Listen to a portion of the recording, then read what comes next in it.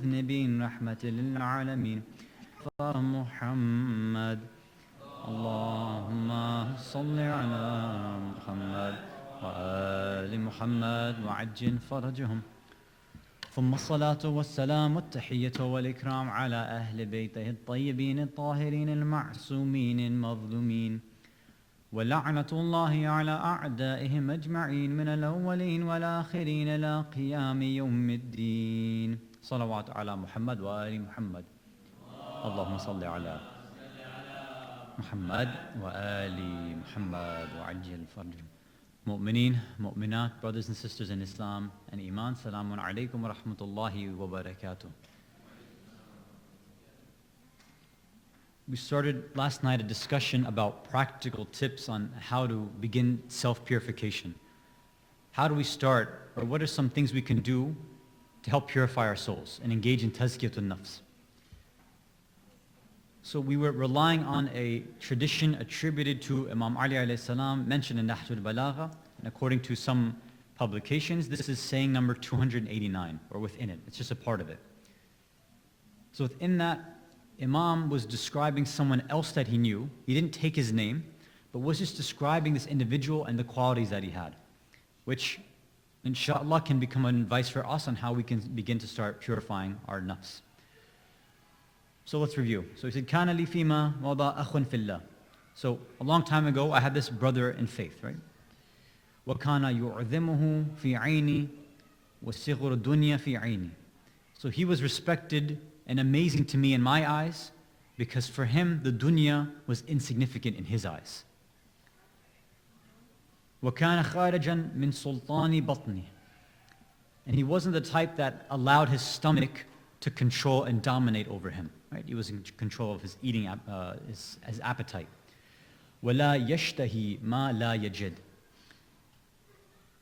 If he was able to obtain something and something came to his hands, he wouldn't go crazy over it. He wouldn't overreact. And on the other side, وَلَا يُكْثِرُ إِذَا وَجَدْ. If he did get something, let me say this again. If he didn't gain something, if he didn't obtain something, he wouldn't worry about it. He wouldn't freak out that he wouldn't obtain something. On the other side, if he did ask for something and he did get it, he would say Alhamdulillah and that's it. He wouldn't ask for more. He wouldn't demand more. So this gives us two sides of an equation. Now, a lot of times in the du'as that we recite, the personal ones that we have, right, where we ask for very physical things sometimes, the hajat that maybe we were asking for on the nights of Qadr. We have very specific things in mind sometimes.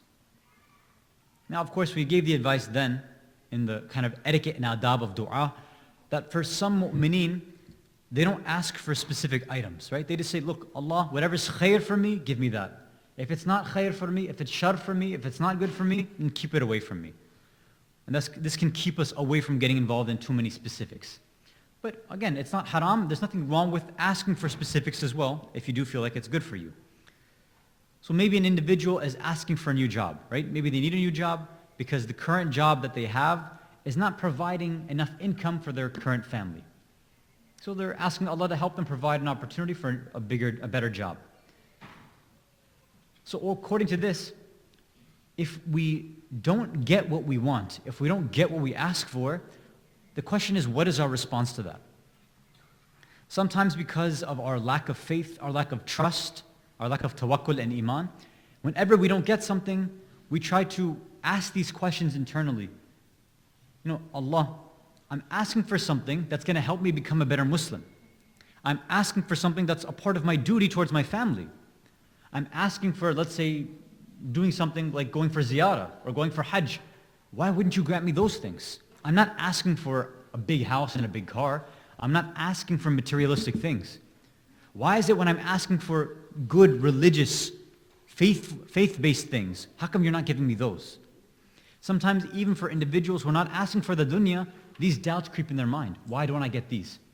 So this individual, he shows us that, look, if you don't get it, why are you overreacting? Why are you being sensitive to this?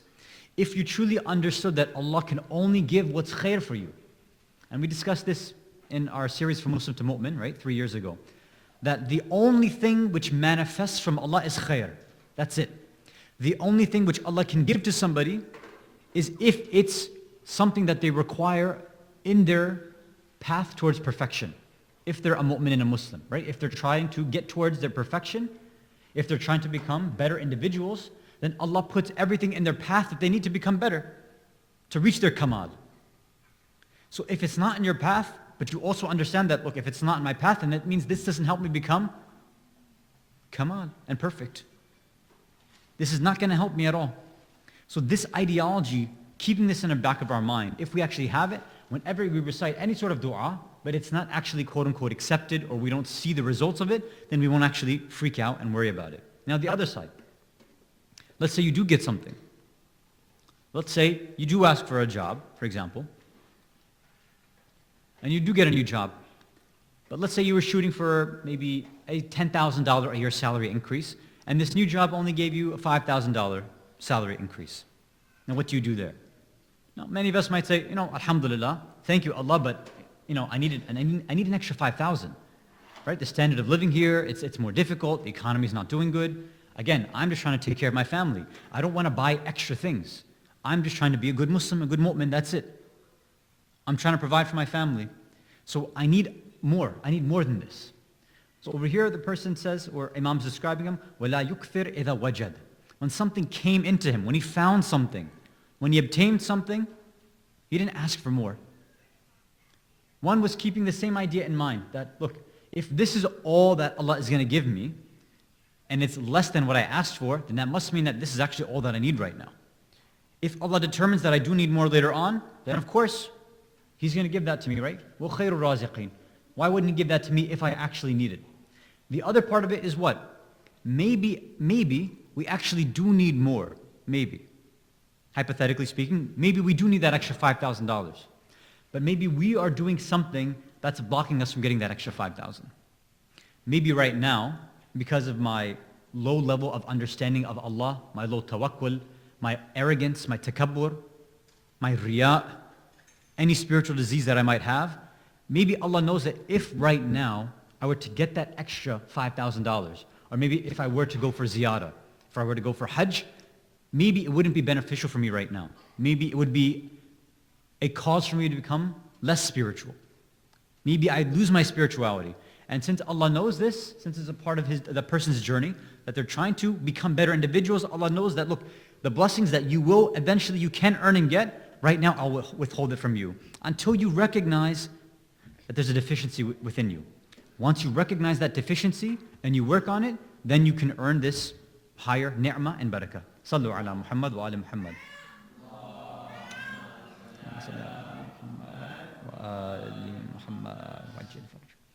And now this one, right? We'll do this one. Next quality.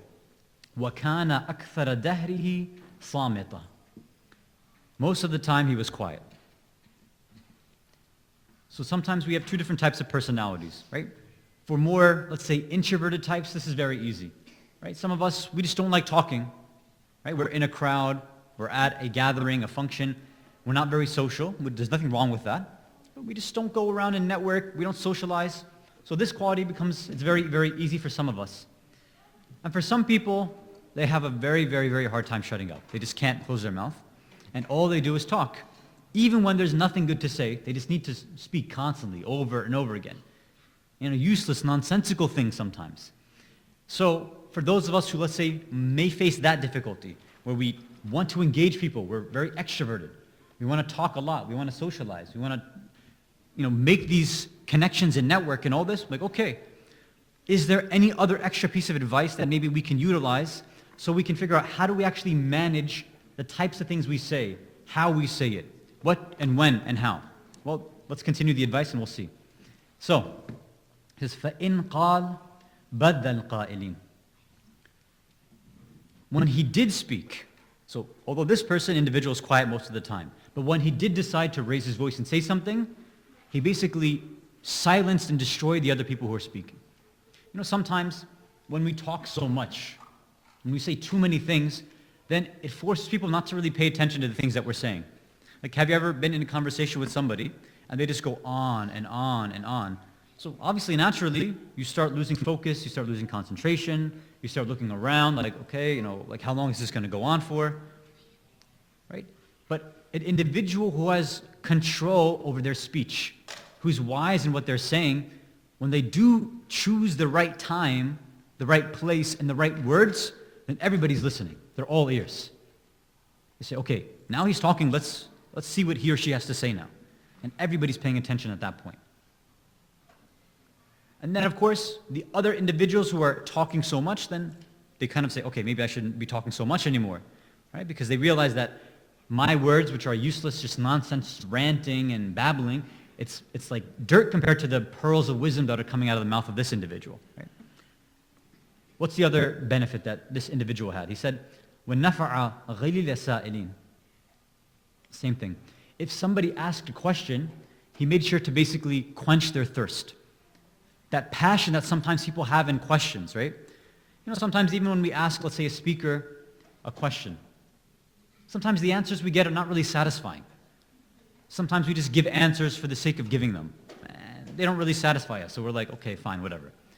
But sometimes an individual who's very wise, very precise with their words, when they answer a question, you're just like, I don't even, like it's everything, that gap that you had inside, that doubt, that shak is almost completely gone. It's almost as if you feel you've felt yourself change in terms of your existence and your wujud. And they say that too, right? According to our philosophers and our urafa, that knowledge itself expands your existence. So when somebody truly shares with you a piece of knowledge, and they fill in that gap of knowledge, your existence actually builds. There's more light that's within you. So when you find individuals like that, make sure you hold on to them, and you continually ask them your questions. Salawat ala Muhammad wa ali Muhammad. Allahumma salli ala Muhammad wa ali Muhammad. So now this was the speaking quality. But now his disposition with people. وَكَانَ ضَعِيفًا مُسْتَضْعِفًا. He was weak, he was feeble. فَإِنْ جَاءَ الْجِدُّ فَهُوَ لَيْثُ الْغَابِ. But whenever something happened, let's say, I don't want to say war, but whenever a call was made, whenever he needed to show force, they say he was like a lion. So it's basically, you're timid most of the time. You don't show off this strength and extreme kind of like, let's say, extroversion. But when the time and place calls for it, then you show your force. Sometimes people, let's say maybe they put all their effort in work or in sports or let's say watching TV and this and that. They're interested in, let's say, a match going on, let's say soccer, football, soccer, something like that, or cricket nowadays. But when you ask them to, let's say, volunteer at the center or to come out for a protest, then they're like, you know what, I'm not really interested. I'm sorry, I'm tired, I don't have the energy to do anything. And so they don't really care about this. So over here, he's saying that whenever the time and place called for it, normally he'd be feeble, he'd be weak, he wouldn't really show that energy. But when the time and place was right, he would come out like a lion. وَصِلُّ وَادٍ. He would be like the serpent of the valley, attacking when necessary, right? وَلَا يُدْلِي بِحُجَّةٍ حَتَّى يَأْتِي قَاضِيًا. And then the final part of, again, the way that he would speak is that he would never try to convince somebody. He would never put forth an argument unless the argument was absolutely decisive, unless it was a real strong argument. Sometimes when we engage in these discussions and we try to have arguments with people, the things that we say are, again, they're weak. Maybe we've heard it like second, third degree from somebody. I kind of heard something in a speech. I don't know if I really believe in it. I'm just saying it so that I can say something out loud right now. I just want you to know that I know something. Well, we don't say that out loud, but deep down, that's what we're really saying, right? We want all that attention focused on us. Sometimes, for example, there's a gathering, right? A few individuals. There's one scholar there. And then there's a few what we call pseudo-scholars. A person who, let's say, has read a book or two on the topic. So let's say an individual, and I've seen this with our group of teachers sometimes, right? We'll be with a teacher who's been spending their whole life in the hawza, teaching a subject. And then there's different students of different levels. So one of us will ask our teacher, we'll say, okay, what's the opinion on this item? The one person will jump in, well, actually, in one 6th century book, this one scholar said this. And did you know that there's a new opinion coming out like this? And they just start going on and on and on. And deep down, we're all like, we asked the Ayatollah, we didn't ask you. Where did you come from? But deep down, they don't recognize this, but they have a spiritual problem. They just want everybody else to know that, hey, I know something as well. Maybe I'm like at the level of this same Ayatollah. So that's why even in the akhlaq that they have in the books of how do you engage when you're sitting with different levels of, let's say, scholars or students, when you're in an Islamic classroom setting, the only individuals that should be talking at one time are the teacher to the student and the student to the teacher. Unless the teacher says, no, I want your opinions, then they'll encourage the students to respond. But we have to ask ourselves, when we're engaging in discussions with other individuals in a group, what is actually the reason for us to speak above certain other individuals? Now we may say that, okay, I feel like I am the most knowledgeable on the subject. Say, okay, if you feel that you're the most knowledgeable, are people asking you directly? Are they recognizing you as the knowledgeable one? Okay, then it makes sense for you to respond. If you're not being recognized as the knowledgeable one, they're asking somebody else, then what's causing you to jump in front of them? If you still believe you're the more knowledgeable one, then maybe you have to reflect your knowledge through action and not through mere words. Sallu ala Muhammad wa ala Muhammad.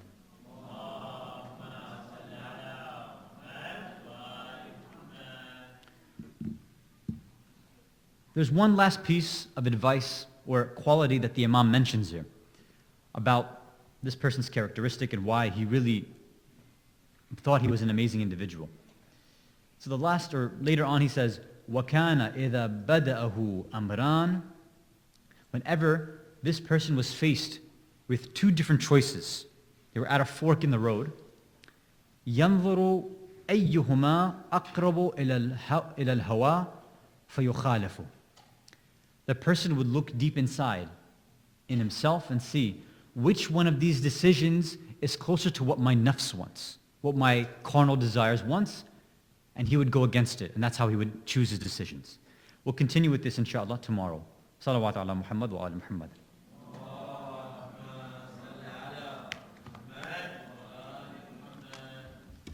So we'll continue with that point tomorrow night. In addition, because tomorrow will most likely be the last speech, because it's pretty much impossible for tomorrow to be Eid. Well, for most Maraja, some Maraja, yeah, maybe you'll have your Eid tomorrow. But for most Maraja who require some sort of sight, it will be Wednesday, inshallah. So regardless, the last and final discussion about Surah Al-Mu'minun will be tomorrow night. So we have the points to discuss that we left over from today about purifying ourselves in this last point.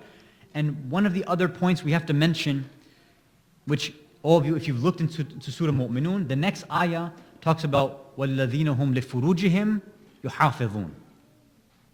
Those who protect their furuj, their private parts. Now this discussion, what we want to get into is the discussion on hijab. There's other topics there, but we want to focus on hijab specifically and some of the more modern interpretations of hijab, or rather those who say there is no such thing as hijab in Islam. So we're going to try to look at some of the liberal, progressive interpretations which say there is no need to cover our heads, and see if we have anything that says that their responses, their arguments are good. And we're also going to see, is there any sort of empirical or scientific evidence to show that maybe no, hijab has some sort of wisdom and proof behind it. Sallu ala Muhammad wa ala Muhammad.